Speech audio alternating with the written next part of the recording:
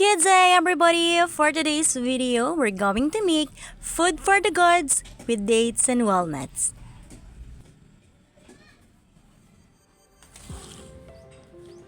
Combine the salt, baking soda, baking powder, and all-purpose flour in a bowl.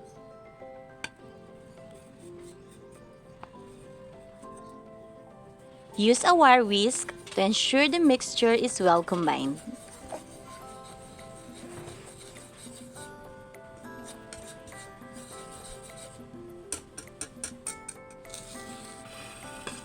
In another large bowl, put our brown sugar, melted butter,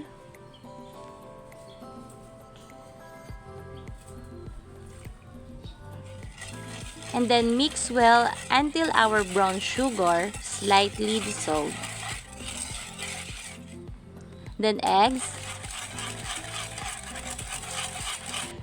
vanilla essence, and our glucose to make it chewy and gooey.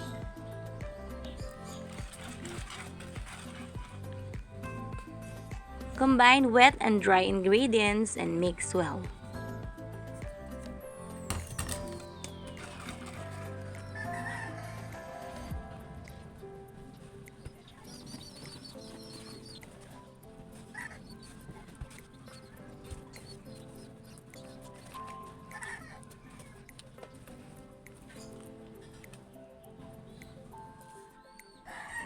I use scissors to cut the dates into small pieces.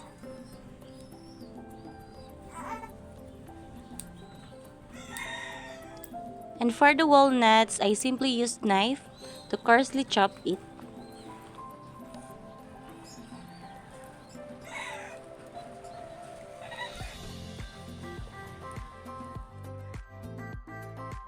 Transfer the mixture in 8 by 12 pan, or you can use 2 11 by 11 pan.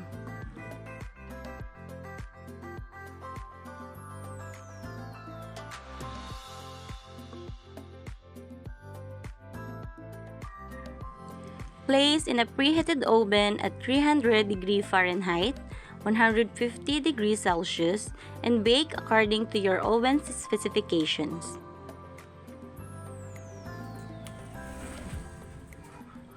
Bake until golden brown, then check for doneness by inserting a toothpick.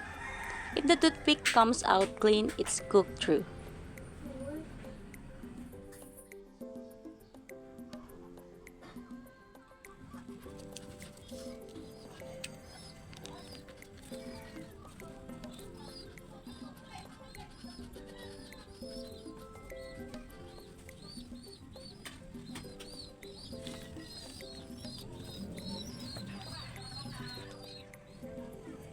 Then I prefer to divide it into 48 pieces bite size.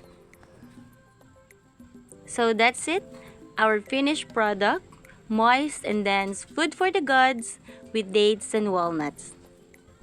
Thank you for watching! Please follow, like, and share, and subscribe to my YouTube channel, Rhixcakes Live. See you in my next video! Bye!